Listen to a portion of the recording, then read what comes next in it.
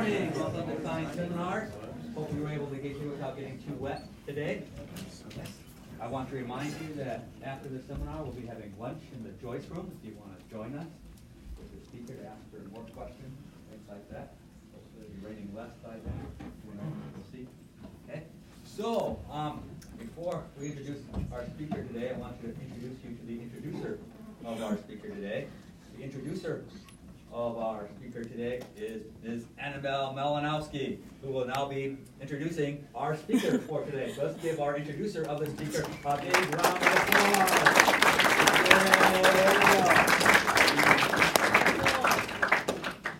Well, good morning, friends. Thank you so much for coming on this very cold, wet, and rainy day.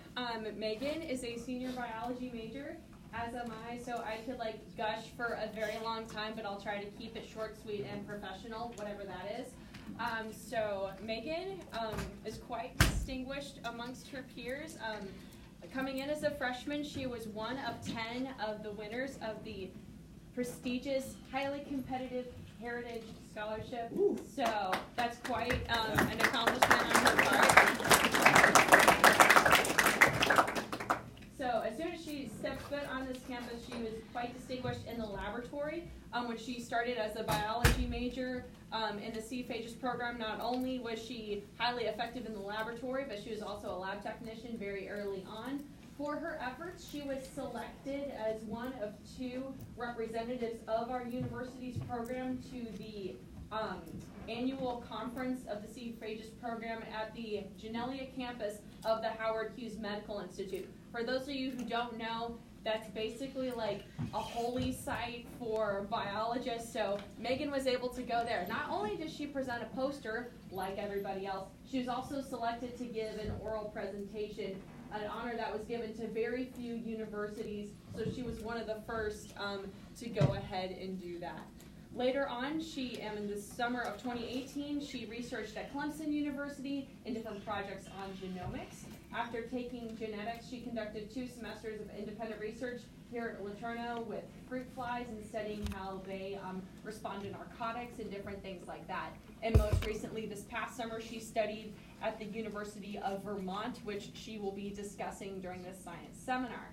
After working with Megan every semester now, I can say she is a great researcher, a good friend, and I'm very proud to see where she's going to be going next. She's applying to different PhD programs. She hopes to, obtain her PhD and become a university professor. Without further ado, please join me in welcoming our speaker, Megan Perez.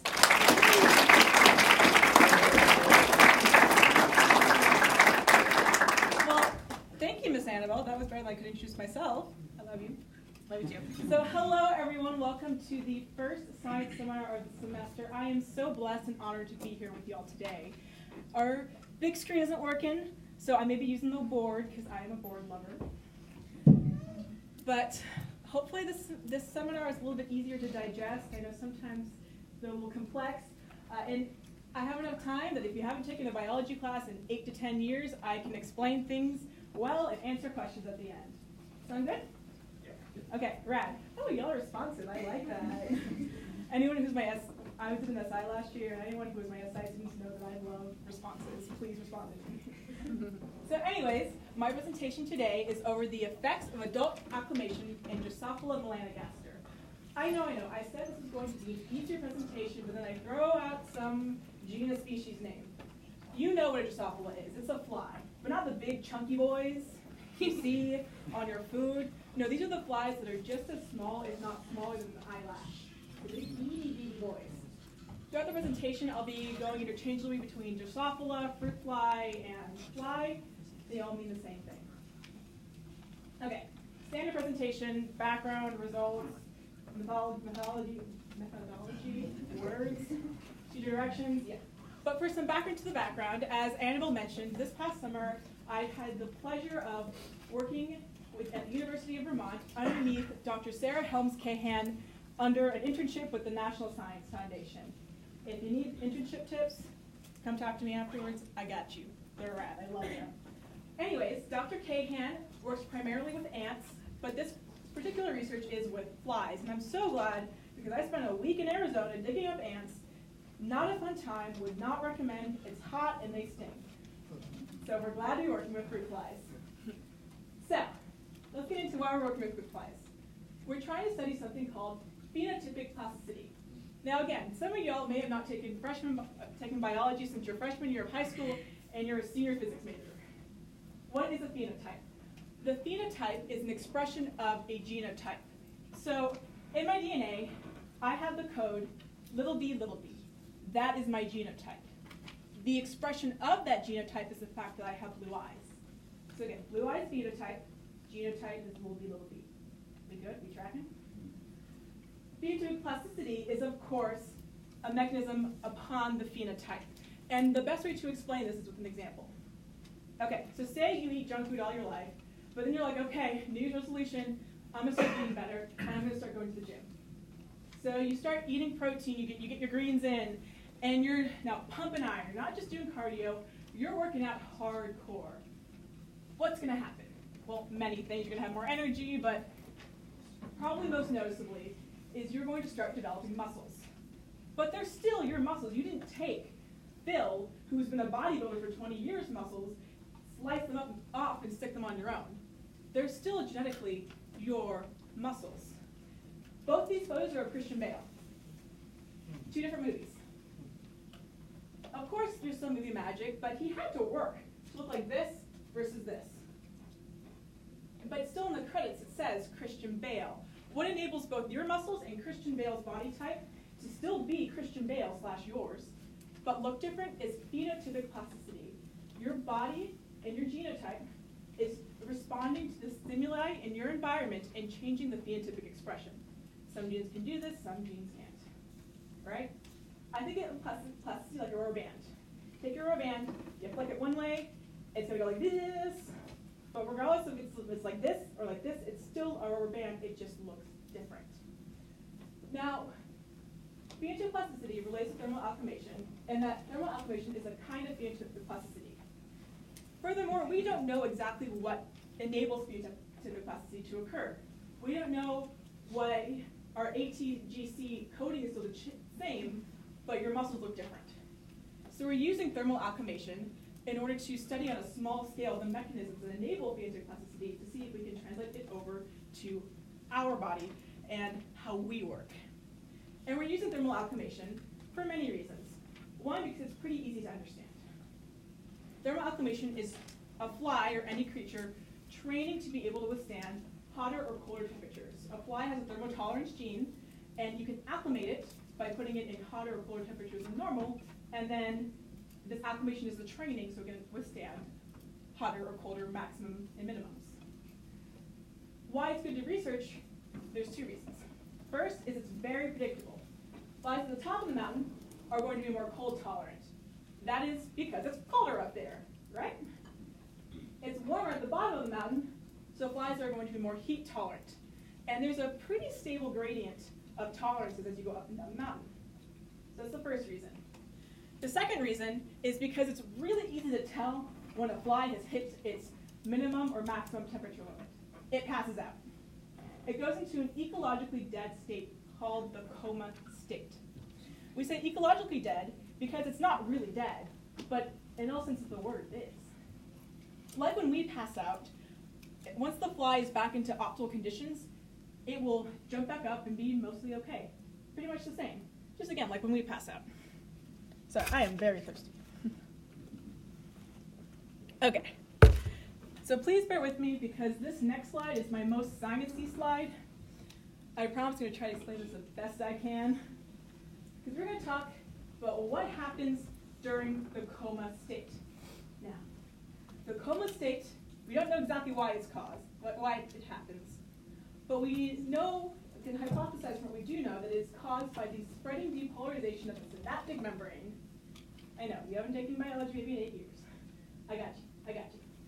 So, first we need to explain what an action potential is, and then we'll get up to this depolarization. The action potential is what is sent from your brain to your hand to get your hand to write.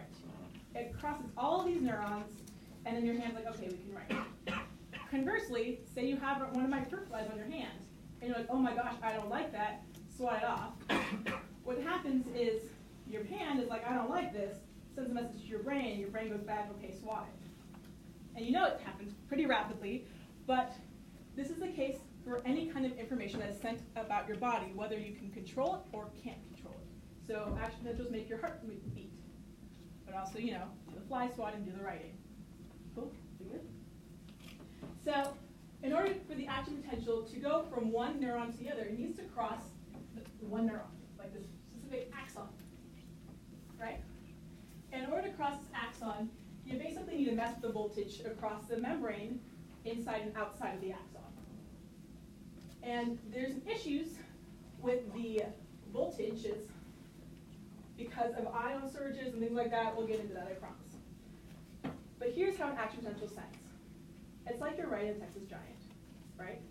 So you're here, you're riding your roller coaster, you come around, and then you have to reach a certain amount of momentum in order to go up the first gap, or the first hill. That certain amount of momentum is the same thing as how an action potential needs to reach a certain voltage threshold in order to continue going. Then you're going to go up the mountain, right? Or up the hill. This is analogous to the depolarization of the membrane, of the synaptic membrane in the stages of an action potential. For us, it's just caused by the brakes and things going upwards. But for this, it's caused by Na ions, or sodium ions, coming into the cell. And then, okay, now you're at the top of your roller coaster. In order for another car to come around, you need to go down, right?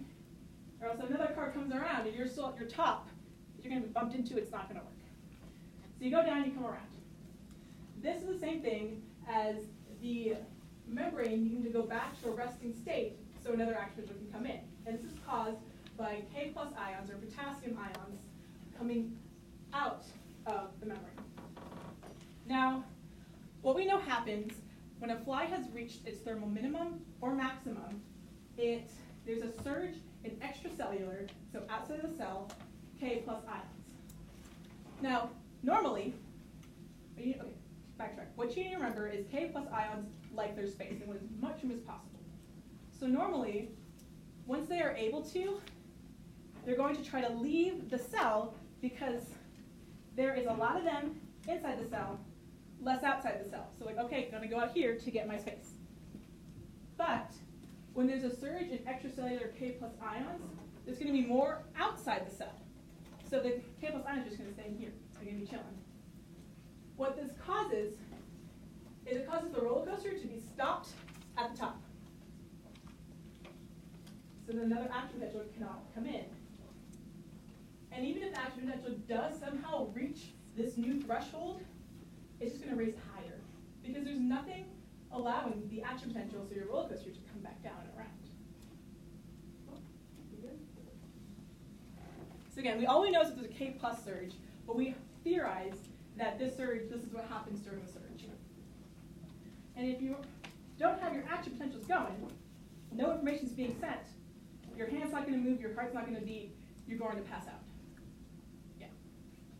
Another kind of cool thing that we don't actually know what it does, we know that heat shock proteins in hardened organisms, which we'll get into what hardening is in like 2 seconds, I promise, are spiked. So there's more of them when an organism is hardened that delays the coma state. So this may be something we're looking for when we're trying to see what causes thermal alchemation. Okay. So now the broad project. I promise we'll get into methodology soon.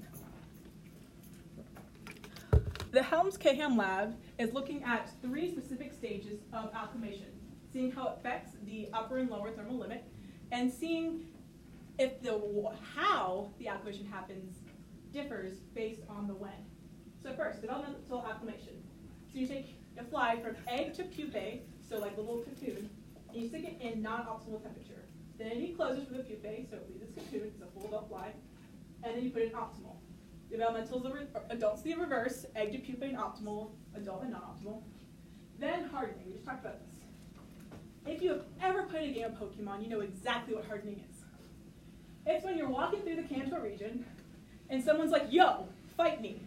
And you're like, okay, so you send out your first Pokemon, which for some odd reason happens to be a Metapod, which if you ever played Pokemon, you know is a cocoon with an eyeball on it. Your opponent sends out of level 50 megagyarados. This is like a 20-foot tall thing. It's massive.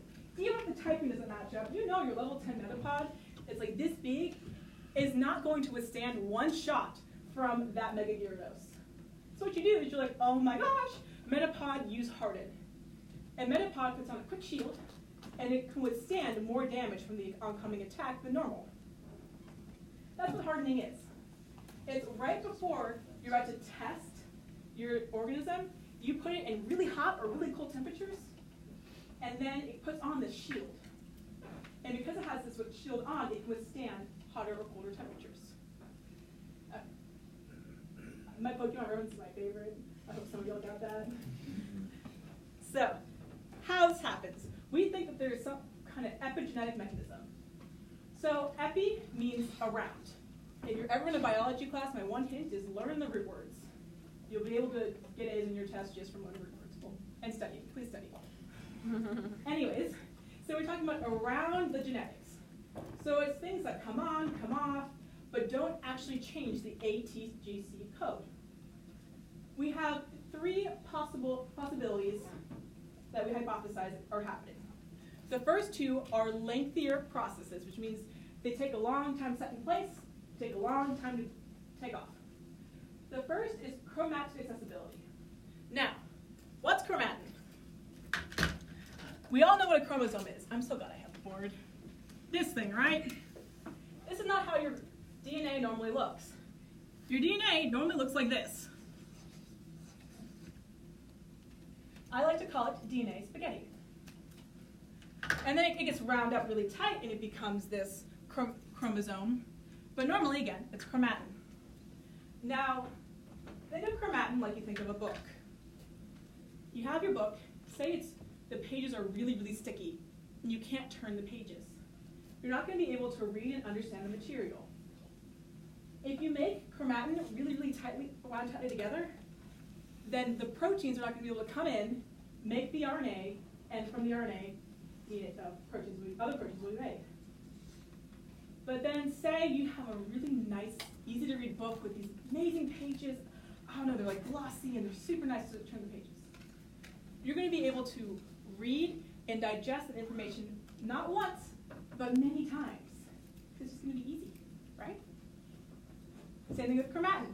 If your chromatin's loose, proteins are going to be able to come in, read that DNA, make RNA, and from that RNA, proteins will be made. That's the first thing you can do. So the second thing you can do is do histone modification. Now, again, I'm sorry, all my SI students, y'all heard this so many times, but if chromatin is the spaghetti, histones are the meatballs. Chromatin is wrapped around collection of proteins that we term histones, like this. Now, you can either flag these histones and put on a neon sign that says, okay, read the chromatin that's wrapped around, or you can do the opposite and be like, no, don't read me. And again, that's another lengthier process. Our quicker processes, which again, quick to add on, quick to take effect, quick to not take effect, are RNA-based. You can put on long non-coding RNAs or microRNAs onto your DNA strand to act as a hello read me or hello don't read me. Okay, end of background. Now for what did I actually do? My question was, how does acclimating adult flies impact thermotolerance and gene expression? It was such a cool experience. Dr. Cahan, my PI, sat me down and said, okay, Megan, here's a schedule of your 10 weeks. Like, here's a calendar. Here are 3 grad students. Here is your portion of the project. Here are all the experiments you need to do. Figure it out. Tell these grad students what to do. And do it in your timeline. And it was so cool to be basically in charge of 3 grad students and basically be my own mini PI. I learned a lot from it, for sure. So, how did I test all this? Well, I used a lot of flies. That's the answer. So, after the egg, you put the egg to the pupae in 25 degrees Celsius. That's our optimal temperature. Then once they have you closed, you put them either in 25 degrees again for control. You always control your experiments. 18 degrees for too low, 30 degrees Celsius for too high. Then, once the flies have been acclimating for 2 days, you do 4 tests on them. Whole body RNA, coma temperature minimum, or CT min, to measure the lower thermal limit, coma temperature maximum, CT max, to measure the upper thermal limit, and then you dissect them. And again, you have to use different flies for each of the experiments. And then you take another set of flies that you've been acclimating for 7 days, and do all the same 4 experiments. Again, you gotta use different flies for different experiments on different days. So lots of flies. And then you do this all again for 25-degree flies. And then again for 30-degree flies. That's a total of 24 experiments. And if you have the exact ratio of males to females, and you're good and nothing dies, you need around 1,300 flies. It's a lot of work. So let's talk about each of these methods. The first 2 I don't actually have data for, but they're still really important, / I worked on a lot, so I want to at least present it. We don't have information for whole body RNA. And this is when you take your flies, they're 2 or 7 days old that have been acclimated, you stick them in the water bath, which is literally just a bath of water, and you really quickly ramp up or ramp down the temperature and you shock the flies. Then later, you're going to run RNA extraction to see what kind of RNA is present. Again, we're going to remember, like, what you make RNA from what DNA you read. So if you have tightly bound chromatin, you're not going to read that DNA and not going to make RNA from those genes, even though you have those genes. So yeah, that's why you need RNA. Then, what I did for 2 weeks, for like 8 hours a day, was dissections. So what you do is you cause the fly to pass out by just knocking out the CO2. We have this like little tray that you put the fly on, you open up the CO2 chamber, and it passes out eventually. Then you have to wash it, take off all the hard coating, things like that. And you cut off the head from the abdomen and then cut off the abdomen from the thorax. Then you go in and you get the brain from the head with a microscope and tweezers. So you go in through the eyeballs.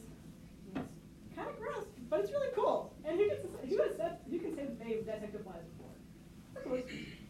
And then from the thorax, you're going to get muscle tissue. And the abdomen is just a bunch of fat body, which is ion/lymph processing. And from these 3 areas, we're going to look at gene expression and RNA extraction from, again, these areas to see exactly where thermal acclimation is occurring and if it's different in different sections. This was a long process. So many flies. Okay, so what I do have data for? CT min, again, this is coma temperature minimum. It's measuring your lower thermal limit. So we have this apparatus, which, as one of my best friends who's an English major says, an apparatus is a scientific word for thingy. And this apparatus, I wish I could point, but it doesn't work, is connected to a water bath. And in this apparatus, you're just going to stick 100 flies. And then you're going to slowly ramp down the temperature from 25 degrees Celsius to -5 degrees Celsius at 0.25 degrees Celsius a minute. And flies will eventually fall. But how are you going to know what temperature they fall if they just fall? Well, if you look in the very back, we have rows of falcon tubes. And each of the row is labeled by like 9.8 to 9.9, 9.6 to 9.7. And you stick it underneath the apparatus, and then each minute you push it over by 1. And then once all the flies have fallen, you can take out your little falcon tube that's been labeled and see, oh, okay, there's 5 flies, 3 females, 2 males.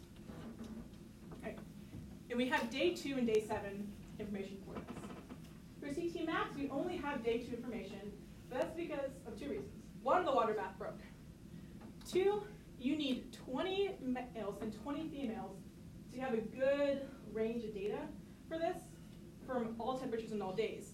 But the apparatus, which takes 2 to 3 hours to run, can only fit 18 flies at once.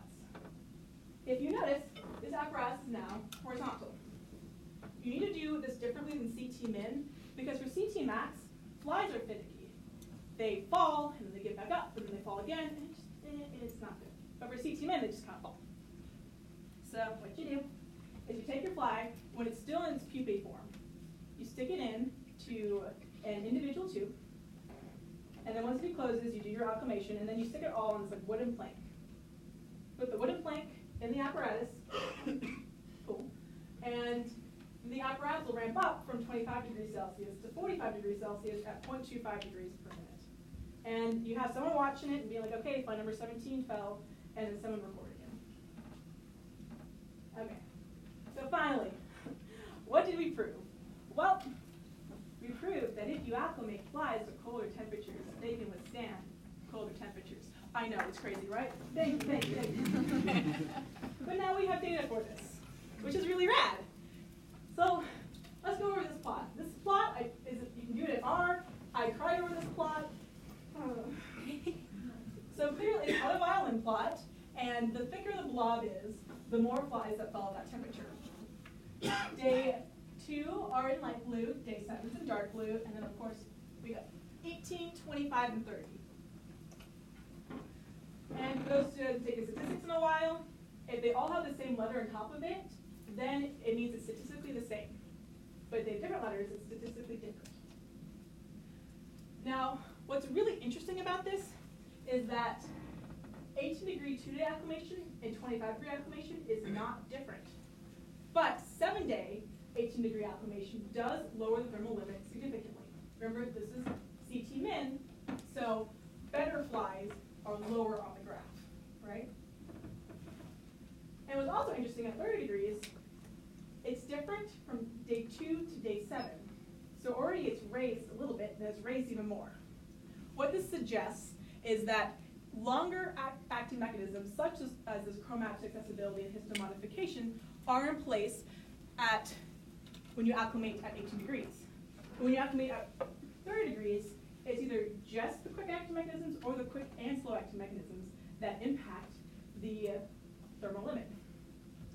And this is also supported by our day 2 CT max data. So what's interesting is that 18 degrees is not different from 25 or 30, but 30 is different from 25. So already, again, sorry, backtrack. We're at max now, so the higher on the graph, the better. So already, 30-degree flies are better at withstanding hotter temperatures. So it could be this quick acting mechanism at play. And what my assumption is that acclimating at 18 degrees is quite different than acclimating at 30 degrees. Because acclimation is not necessarily, I can withstand 10 to 30 degrees, 0 to 20, or 20 to 40. Potentially, you can acclimate one end of the spectrum without changing the other thermal limit. I think for 30 degrees, it's a block. You're moving up and down, you're blocking it. Because at 30 degrees, for CT max, it's raised, and CT min is also raised. So we're going like this. But for CT min, I hypothesize that when you affect the lower thermal limit, you're just affecting the lower thermal limit, not the upper. Because there's very little movement from 18 degrees day 2 in here. So last of the results, as we were testing what is actually impacting these flies, we noticed something interesting. That sex impacts lower thermal limit, but not upper.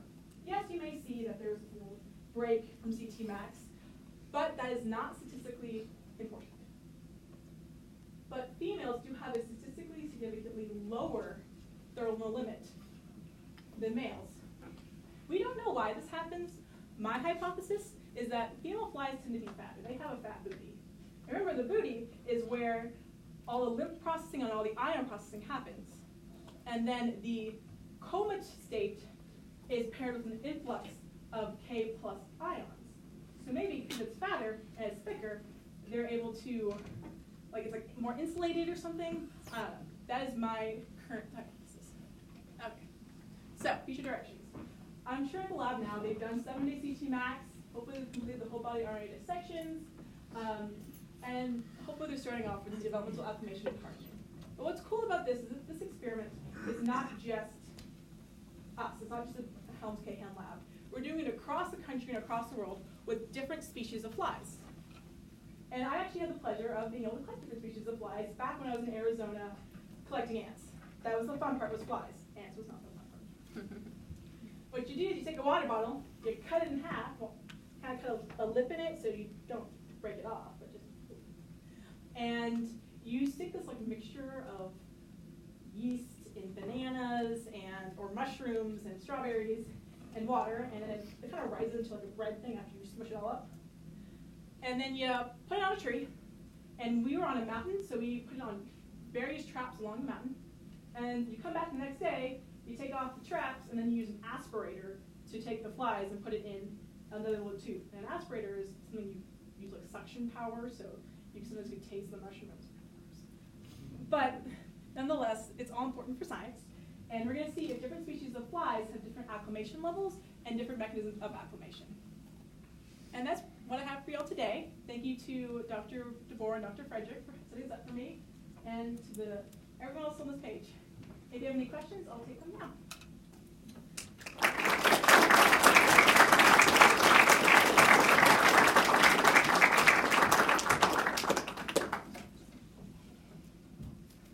Oh, yes, I will. Okay, Megan, tell us a little bit more about, like, in a general undergraduate research sense, what all you have to consider as you're planning experiments, and that sort of thing, because some of these other ones are going to do research someday too. So tips and tricks in research and experiment planning.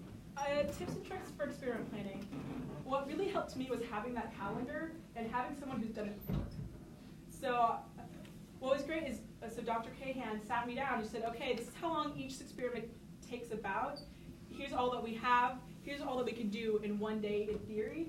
And then I was able to plan it all out. And then she came out and was like, wait, no, you're having us do 3 things at once this day. So planning it out, but also having time flexibility. Like the way this 10 weeks worked out is I would only be able to get everything done if everything worked perfectly and like we didn't have that water bath break, which happened. So this is why we don't have 7-day CT max data. So if you aren't on a time schedule that's super duper strict, give yourself wiggle room.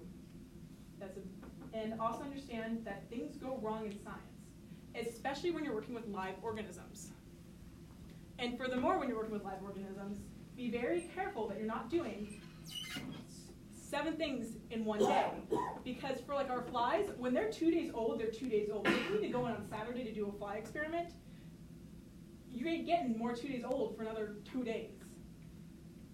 So just be wary and be careful. I don't know if that helps, but what's up, Doctor? How do the graduate students react to you supervising them? I think they had like notes beforehand or something, but so I had 1 lab tech and then 2 grad students who were hired on for the summer, and maybe they had some prep beforehand, but they were so chill. They were really encouraging, and they understood that they could trust me and I could trust them. And what was nice actually is, because I was in the lab dissecting for 2 weeks, they were doing other experiments, but it was really cool, and they were really super respectful of me and understood that this is a learning experience for me, and oh my gosh, I love them so much. Yeah, Con? How did you extract RNA from whole flies? Did you like take one part of the fly and get RNA from that? I actually am not super sure about that part because we didn't do that. I know that we stuck them into liquid nitrogen and they're in the freezer right now.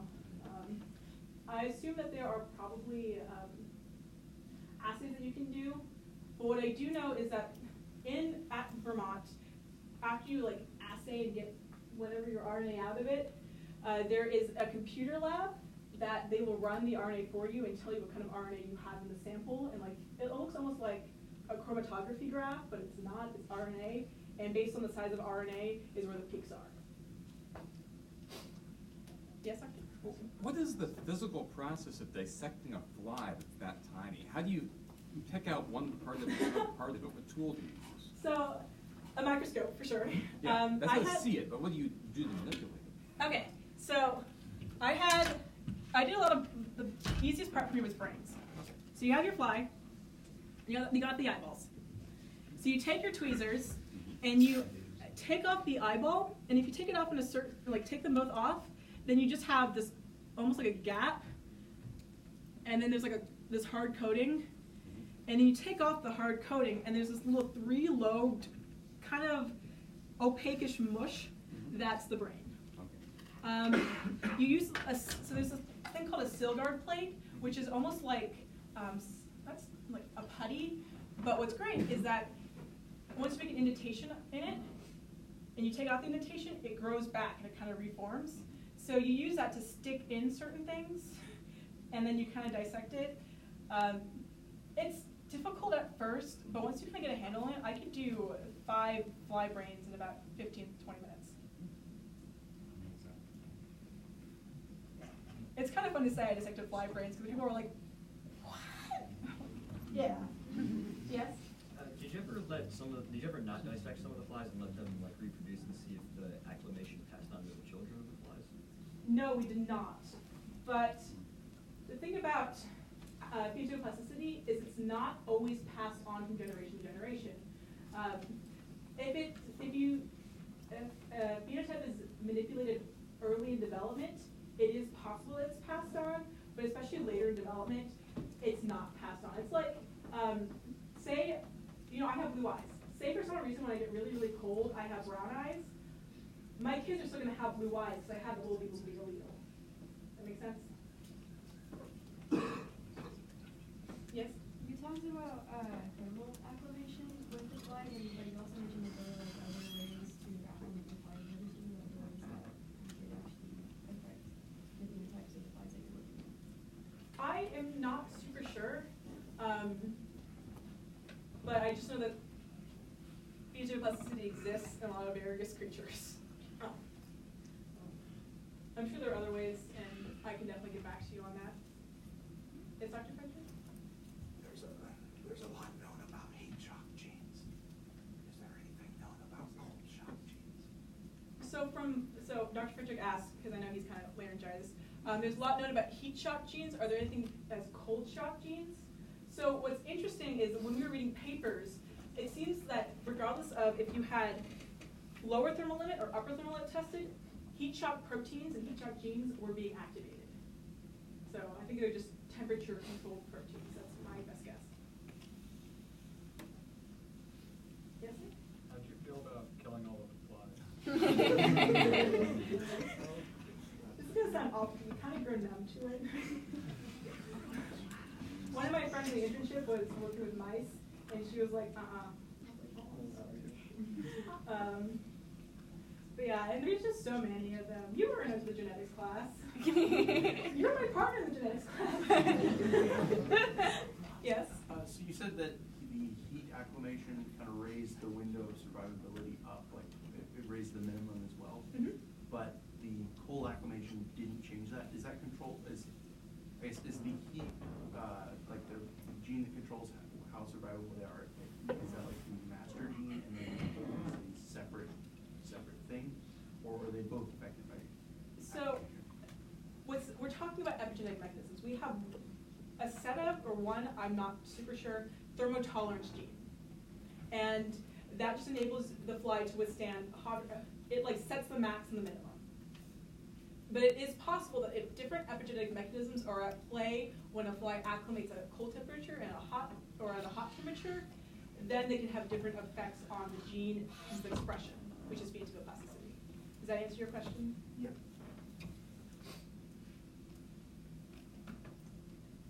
Any more questions? Okay, I just want to remind you, we'll be having lunch. Wait, Oh, there was? I had one. Usually in experiments, mice are used because they're comparable to humans. How easily can we translate what we learn about flies to people in like human experiments? So model organisms, there's a range of how similar they are to humans, as we all know, or as we can all assume, I assume. There are certain things that you must test in mice, like behavior, not must. You must test in more human-like things like behavior, because it's more similar to humans.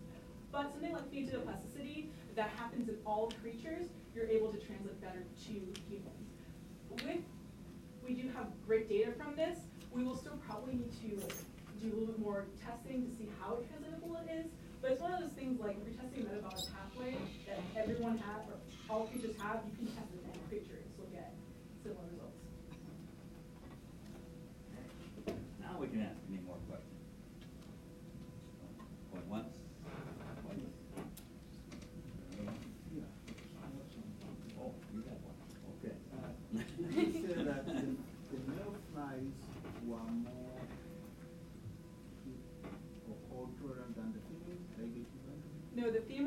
are more cold tolerant than the male flies.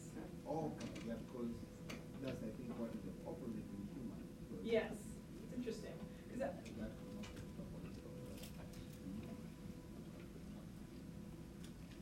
Okay, well, let me just say then that we will be having lunch in the Joyce Room of the Corner Cafe. So if you have more questions and you want to ask them there, come and join us. Otherwise, let's thank our speakers.